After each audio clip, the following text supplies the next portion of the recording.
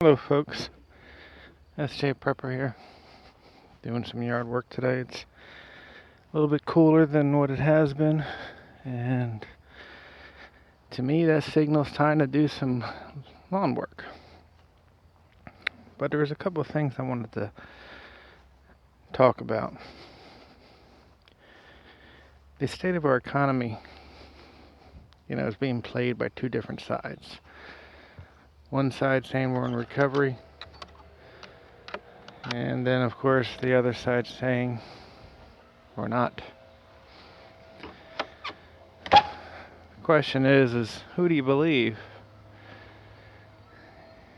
Personally, I believe that everything's being manipulated right now.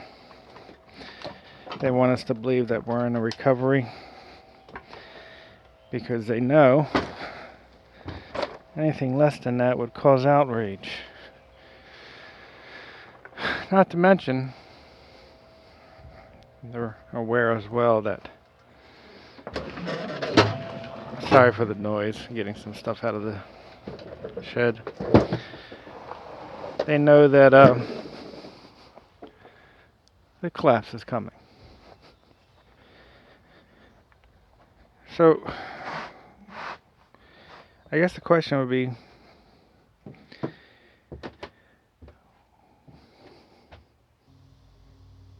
like I said,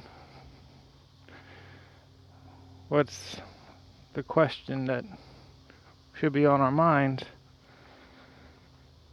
That would be, when is the collapse going to happen? Well, every day I listen to different reports, different YouTube, alternative media, and then I try to take a look at some of the information I get on mainstream media and try to take a lot of that with a grain of salt because, a lot of information given on mainstream media is manipulated. But see, here's my thing.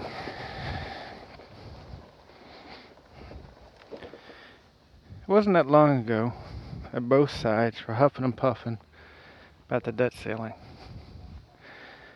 They were huffing and puffing about the sequester. They were huffing and puffing about the $85 billion being printed every month. All that's been quiet now. Nobody's huffing and puffing about it no more. The debt ceiling has been pushed back, 3 times. Now they're not supposed to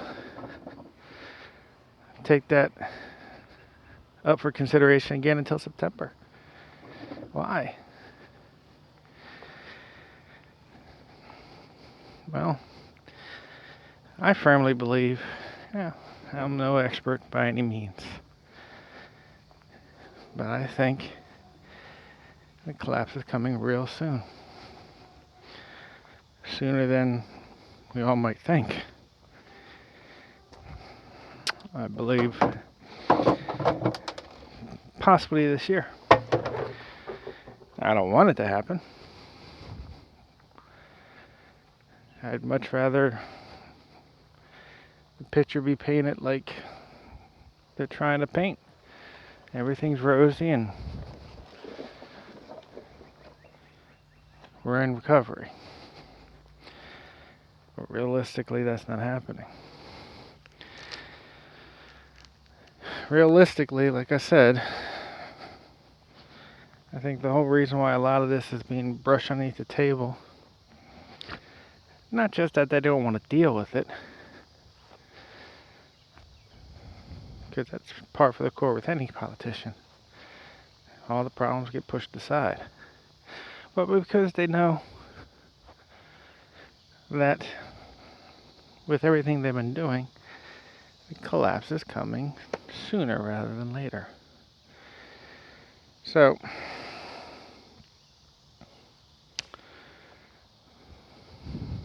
that leads me into my second point. What do you do? I mean, how do you recognize that, hey, the crap's hit the fan and it's time to either bug out or bug in. I mean, it's easy when literally the crap's hitting the fan and you have some natural disaster or something that's obviously a cause for concern. But I don't think that's how it's going to happen right away. I don't think there's going to be mass riots in every single town right off. I think it's going to happen slowly and over a period of time. Now, granted, there's going to be some places where it's going to happen immediately. Big cities, places with a lot of individuals on government assistance. Excuse me. You know, when all those checks start getting cut off, in a few days, people are going to get hungry. Within a week, you're going to have some serious riots. But in the communities where individuals aren't so much on government assistance, you might not see real problems there for a while. But eventually you will. Because the whole thing about a collapse is everybody gets affected eventually. The different infrastructures are going to start collapsing. Truckers and deliveries and whatnot are going to stop being made. And eventually everybody's going to be affected, including us preppers. That's why we prep. But your well-meaning neighbors, who you might have a great relationship with now, give them a week of no food. And if they haven't prepped, that's your new enemy. Quite possibly. That would be all the more reason why we should help our neighbors see the need to prep. But if they refuse to, come to collapse, your enemy might be right next door. So, I guess we need to be vigilant about keeping ourselves aware of our own local communities, how they act and react, what's going on with them. Keep an eye on your local news. Listen for possible riots and events that are happening locally. And then make your own personal decision whether it's time to bug in or bug out. You know, you might wake up one day and find a group of individuals walking down your street trashing homes. Well, let's hope it never comes to that. But I sincerely think eventually it's going to. And it's going to be important for us each and individually to be aware of our own situations. Know the layout of your town, where you live. For instance, where I live, if you were to do an overview aerial map type of thing on Google Maps, you would see that I'm basically surrounded by a lake on one side, woods on another, on two sides, so that's 3 sides cut off. There's really only one way, 2 ways to get to my house. There's a main highway, and then there's a side street.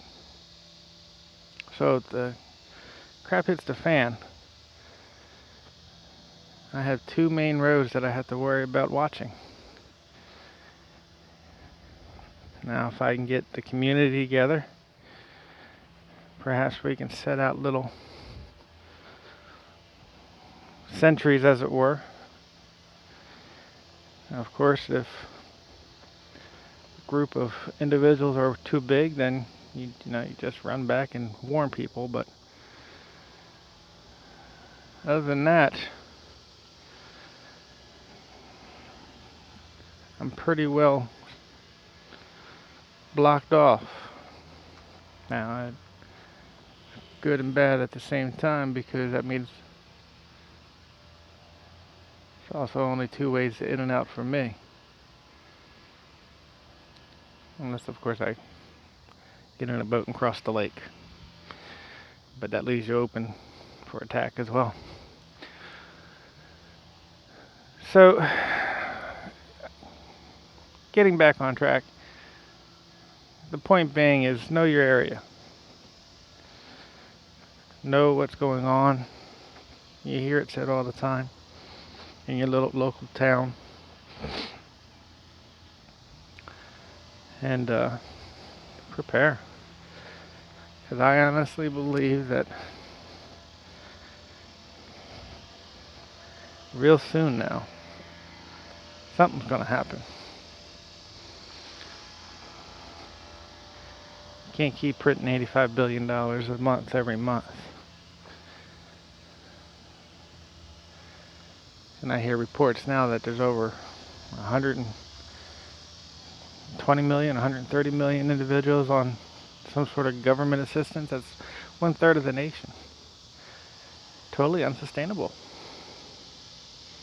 Anyway, that's my thoughts for today. I got to get to mowing this lawn, folks. I'm sorry for any background noise.